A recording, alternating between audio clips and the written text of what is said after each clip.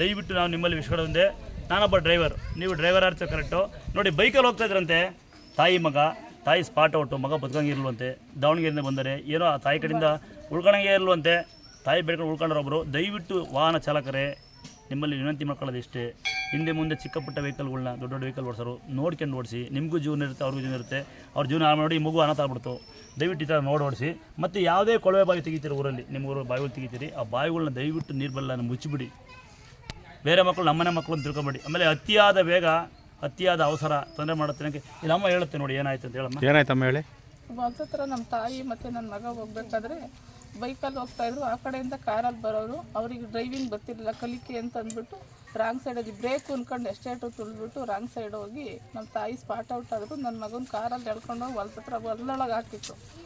ಮತ್ತು ನಮ್ಮ ತಾಯಿ ಅಲ್ಲೇ ಔಟ್ ಆದರು. ನನ್ನ ಮಗ ಕೋಮ ಸ್ಟೇಜ್ಗೆ ಹೋಗಿದ್ದ. 9 ದಿವಸದ ಮೇಲೆ ತಾಯಿ ಇವ್ರು ಮೀಸಲು ಕಟ್ಟಿದ್ರು. ಮೀಸಲು ಕಟ್ಟಿ ಅಲ್ಲಿಂದ ಭಂಡಾರ ಕೊಟ್ಟು ಕಳಿಸಿದ ಮೇಲೆ ಕೈ ಶೇಕಾಗಿ ನಾನು ಪ್ರಜ್ಞೆ ಬಂತು. 9 ದಿವಸ ಮೇಲೆ 15 ದಿವಸ IC ವಾರ್ಡಲ್ಲಿದ್ದ. ಒಂದು 5-6 ಆಪ್ರೇಷನ್ ಆಗೈತೆ. ಈಗಲೂ ತಯಾಗಿ ಏಟಾಗಿರೋದ್ರಿಂದ ಬುದ್ಧಿ ಭ್ರಮಣೆ ಐತೆ ಸ್ವಲ್ಪ. ಮತ್ತು ಇನ್ನು ನಡೆದಾಡಲ್ಲ ಸ್ವಾಮಿ, ಆ ಸ್ಟೇಜ್ ಆಗೈತೆ. ಜೀವ ಉಳ್ಕೊಂಡೈತೆ, ತಾಯಿ ದಯೆಯಿಂದ ಜೀವ ಉಳ್ಕೊಂಡೈತೆ.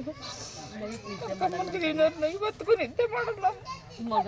ಏನೇ ಆಗಲಿ ದಯವಿಟ್ಟು ಇದು ನವೀನ ಸಂಗತಿ ಇರಲಿ, ಏನೇ ಅಲ್ಲಿ ನವೀನ ಸಂಗತಿ. ದಯವಿಟ್ಟು ವಾಹನ ಚಾಲಕರೇ ಸ್ವಲ್ಪ ಬಗ್ಗೆ ಯೋಚನೆ ಮಾಡಿ.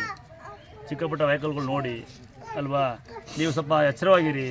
ಮತ್ತು ಬೈಕ್ ಓಡಿಸೋ ಅಷ್ಟೇ, ನೀವು ಅಷ್ಟೇ. ಬರೀ ವಾಹನ ದೊಡ್ಡ ಗಾಡಿ ಮತ್ತು ಬೈಕ್ ಓಡಿಸೋರು ನೀವು ದೊಡ್ಡ ಗಾಡಿಗಳಿದ್ದಾಗ ಸ್ವಲ್ಪ ಸೈಡಿಗೆ ಹೋಗಿ ನಿಮ್ಮ ಜಾಗ್ರತೆ ಇರಲಿ. ಮೊಬೈಲ್ ಕಮ್ಮಿ ಮಾಡಿ, ಮೊಬೈಲ್ ಬಗ್ಗೆ ಬಿಸಾಕಿ. ದಯವಿಟ್ಟು ನೀವು ತಾಯಿ ಕೂತಾಗ ಅವನು ನೀಟಾಗಿ ಓಡಿಸ್ಬೇಕು. ನೀವು ಓಡಿಸೋ ಸ್ವಲ್ಪ ಗಮನ ಇರಲಿ ದಯವಿಟ್ಟು. ನಿಮ್ಮಲ್ಲಿ ವಿನಂತಿ ಇಷ್ಟೇ, ಇದು ಆಗಲೇ ಇಲ್ಲ. ದಯವಿಟ್ಟು ಬೋರ್ ಕೊಡ್ತಿರೋ ಬಾವಿಯಿಂದ ಇದು ಬೋರ್ ಫೇಲರ್ ಅದನ್ನು ಮುಚ್ಚಿ. ಅಪಘಾತಗಳು ಆಗೋಕ್ಕೆ ಮುಂಚೆ ಎಚ್ಚರ ವಹಿಸಿ ಆಯಿತಾ.